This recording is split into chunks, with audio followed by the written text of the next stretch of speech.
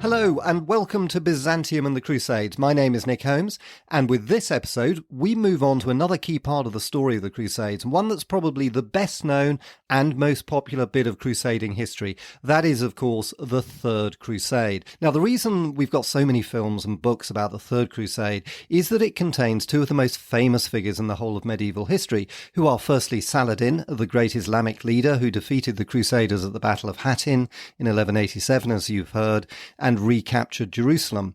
And secondly, Richard the Lionheart, King of England, who became a Crusader and vowed to defeat Saladin, as you'll hear. One of the reasons that has made the Third Crusade so appealing in popular history is the unexpected bond of mutual respect and almost friendship that developed between Saladin and Richard the Lionheart. Another reason is that it's central to the legend of the English outlaw called Robin Hood, who figures so prominently in English folklore as Richard the Lionheart's loyal supporter, hiding in Sherwood Forest and opposing Richard's evil brother Prince John while Richard is fighting Saladin, with his company of likeable rogues like Friar Tuck and Little John, and of course with his beautiful and feisty girlfriend Maid Marian. Robin Hood has become a staple of countless Hollywood films.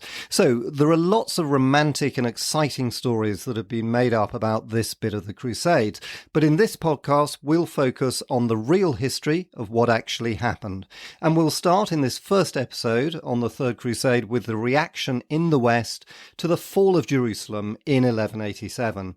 As before, I'll read extracts from my adapted version of Sir Stephen Runciman's brilliant History of the Crusades. Hope you enjoy it.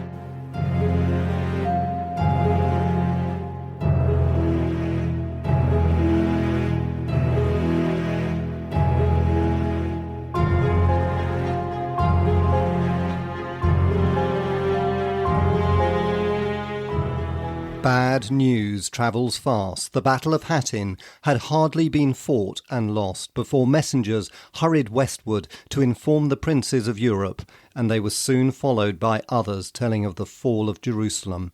Western Christendom learned of the disasters with consternation. In spite of all the appeals that had come from the Kingdom of Jerusalem in recent years, no one in the West, except perhaps at the papal court, had realised the urgency of the danger. The knights and pilgrims that had journeyed eastward had found in the Crusader states a life more luxurious than any that they had known at home. They heard tales of military prowess, they saw commerce flourishing, they could not comprehend how precarious was all this prosperity. Now suddenly they heard that it was all ended. The Christian army had been destroyed. The Holy Cross, most sacred of the relics of Christendom, was in the hands of the infidel, and Jerusalem itself was taken. In the space of a few months, the whole edifice of the Crusader East had collapsed, and if anything was to be rescued from the ruins, help must be sent, and sent quickly. The refugees who had survived the disaster were crowded together behind the walls of Tyre, their courage maintained by the ruthless energy of Conrad of Montferrat. The lucky chance of his arrival had saved the city from surrendering, and one by one the lords that had escaped from Saladin's clutches joined him there, gratefully accepting his leadership. But they all knew that without assistance from the west, their chances of holding Tyre were small, and their chances of recovering lost land were none at all. In the lull that followed Saladin's first attack on Tyre, when he passed on to conquer northern Syria, they had sent the most revered of their colleagues, Josias, Archbishop of the city, to tell the Pope and the kings of the West in person how desperate was their need. About the same time, the survivors amongst the military orders wrote round to impress upon their Western brothers the same anxious story. The Archbishop set sail from Tyre in the late summer of 1187 and arrived after a swift voyage at the court of King William II of Sicily. He found the king deeply distressed by rumours of the disaster. When he learned of its full extent, William dressed himself in sackcloth and went into retreat for 4 days. Then he wrote to his fellow monarchs to urge them to join a crusade, and himself prepared to send as soon as possible an expedition to the east. He had, however, a war with Byzantium on his hands. In 1185, his troops had attempted to capture the Byzantine city of Thessalonica and had been heavily defeated, but his fleet was still cruising in Cypriot waters, giving help to the Byzantine usurper Isaac Comnenus in his revolt against the Emperor Isaac Angelus.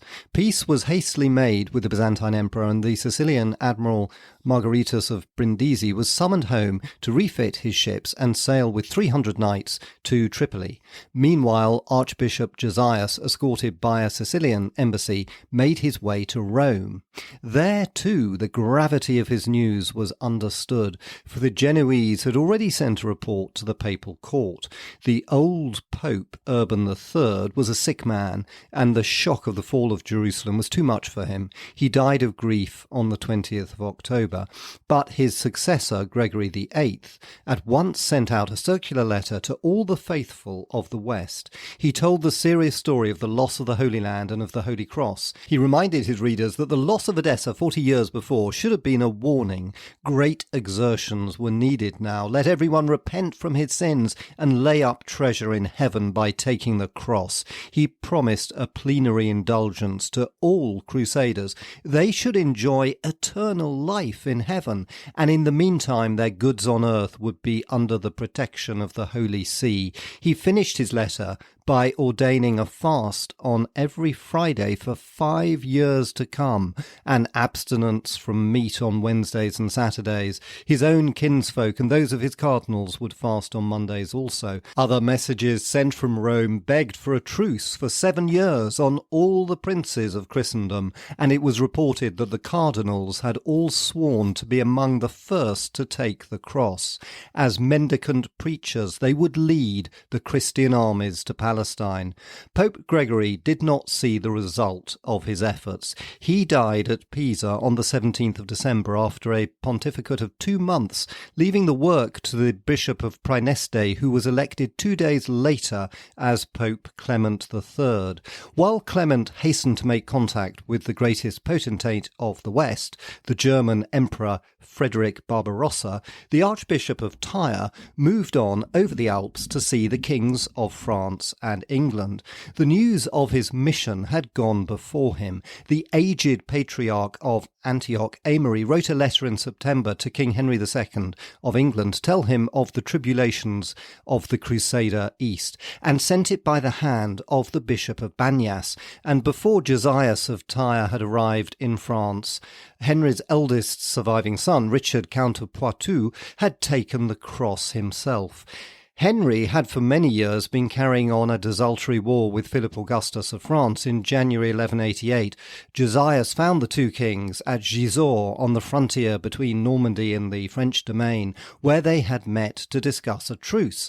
His eloquence persuaded them to make peace and promise to go as soon as possible on a crusade. Philip, Count of Flanders, ashamed perhaps of his abortive crusade 10 years before, hastened to follow their example, and many of the high nobility of both kingdoms swore to accompany the kings. It was decided that the armies should march together, the French troops wearing red crosses, the English white and the Flemish green. To pay for the expedition, both kings raised special taxes. At the end of January, King Henry's council assembled at Le Mans to order the payment of the Saladin tithe, a 10% tax on revenue and movables to be collected from every lay subject of the king in England and in France. Henry then crossed to England to make further arrangements for the crusade, which was preached with fervour by Baldwin, Archbishop of Canterbury. The Archbishop of Tyre started back on his homeward journey full of hope.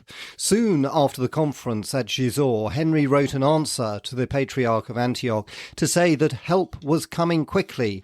His optimism was not, however, justified. The Saladin tithe was collected satisfactorily in spite of the attempt of a Templar knight, Gilbert of Hoxton, to help himself to the money that he had collected, while William the Lion, King of the Scots, who was Henry's vassal, was quite unable to persuade his thrifty barons to contribute a single penny.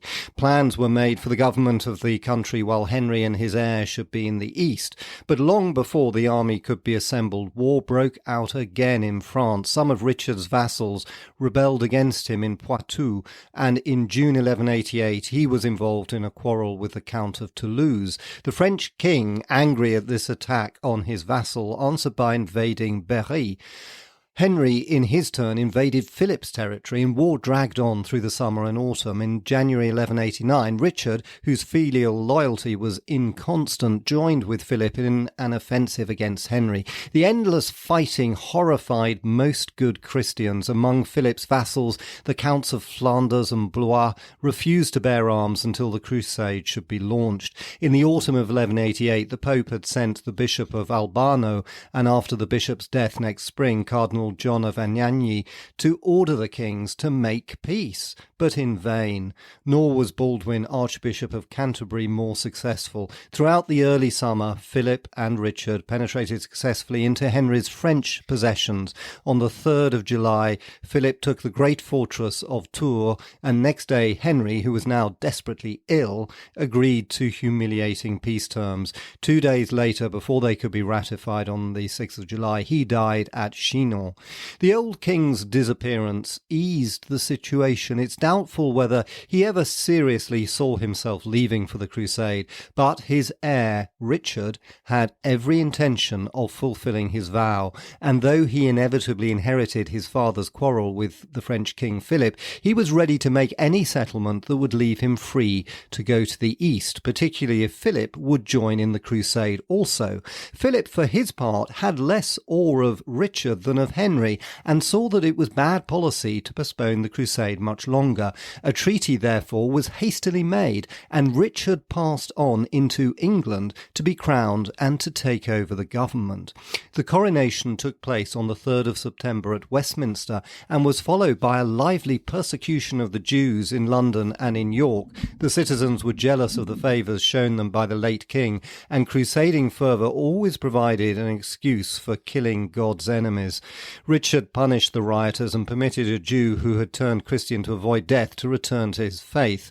The chroniclers were shocked to learn of Archbishop Baldwin's comment that if he would not be God's man, he had better be the devil's.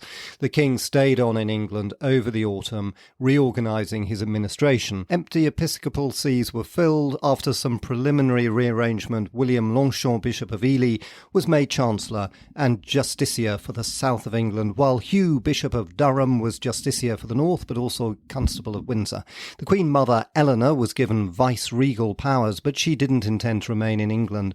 The king's brother John was enfeoffed with huge estates in the southwest, and a prudent ban on his entry into England for 3 years was rashly withdrawn. Royal estates were sold to raise money. The proceeds, together with gifts and the Saladin tithe, provided the king with a vast treasure, and William of Scotland sent £10,000 in return for his release from allegiance to the English crown and the restoration of his towns of Berwick and Roxburgh, which he had lost in Henry's reign.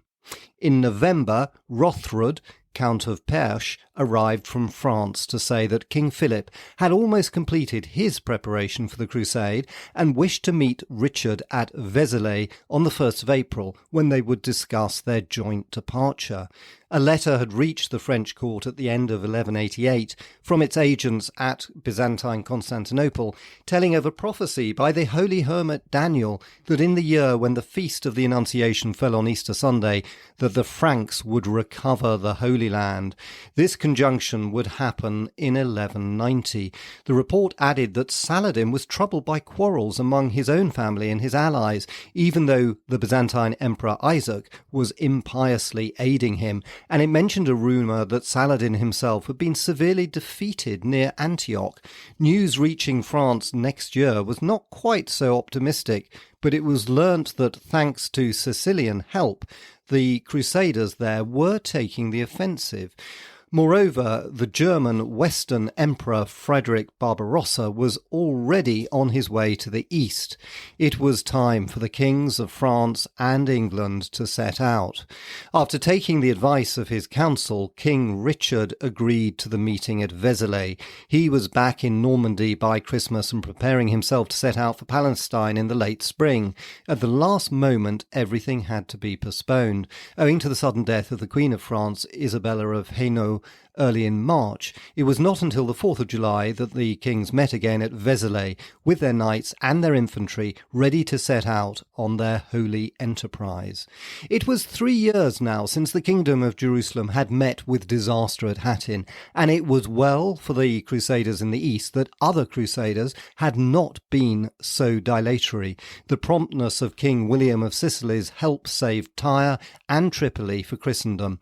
William died on the 18th of November 1189, and his successor Tancred had troubles to face at home. But already in September, an armada of Danish and Flemish ships, estimated by the hopeful chroniclers to number 500, arrived off the Syrian coast, and about the same time came James, Lord of Avesnes, the bravest knight of Flanders. Even the English had not all waited for their king to move.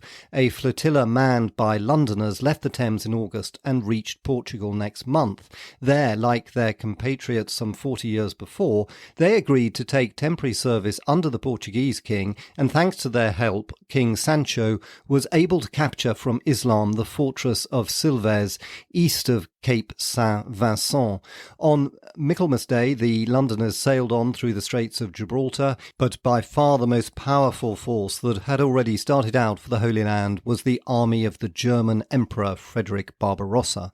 Frederick had been deeply moved to hear of the disasters in Palestine ever since he'd returned with his uncle Conrad from the ill-fated Second Crusade. He'd longed to do battle again with the infidel. He was now an old man, nearly in his 70th year, and he'd been ruler of Germany for 35 years. However, age had not diminished his gallantry nor his charm, but many bitter experiences had taught him prudence. He had not had many personal connections with Palestine. Very few of the settlers there were of German origin, and his long controversy with the papacy had made the Frankish government shy of asking for his help.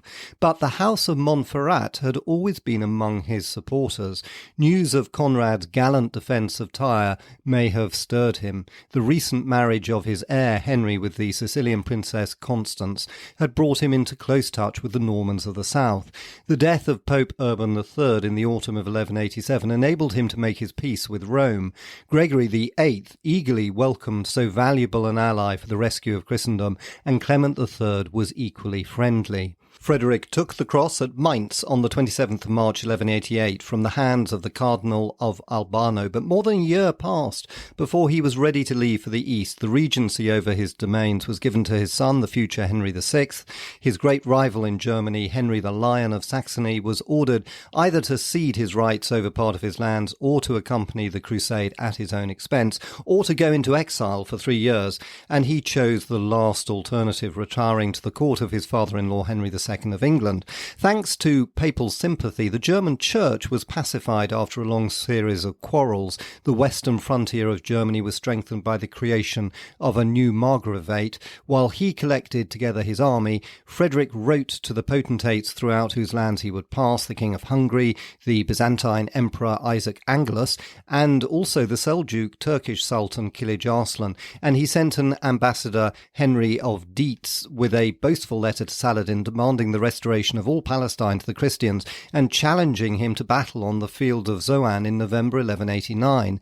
The King of Hungary and the Seljuk Sultan replied with messages promising assistance. A Byzantine embassy also arrived at Nuremberg in the course of 1188 to arrange details for the Crusaders' passage through Byzantine territory.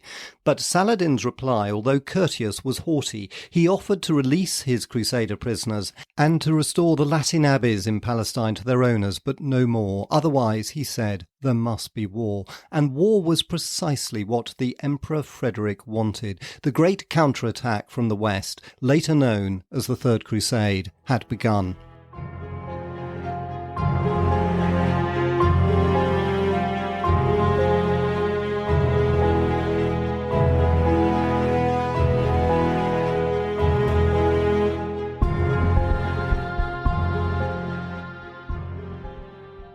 And that ends this episode. Hope you enjoyed it. As always, I'd be hugely grateful if you left any ratings on the podcast. Thank you so much. And so what happened to Frederick Barbarossa? Could the Third Crusade defeat Saladin? Find out in the next episode scheduled for Saturday the 2nd of January. And in the meantime, thank you very much for listening and happy holidays.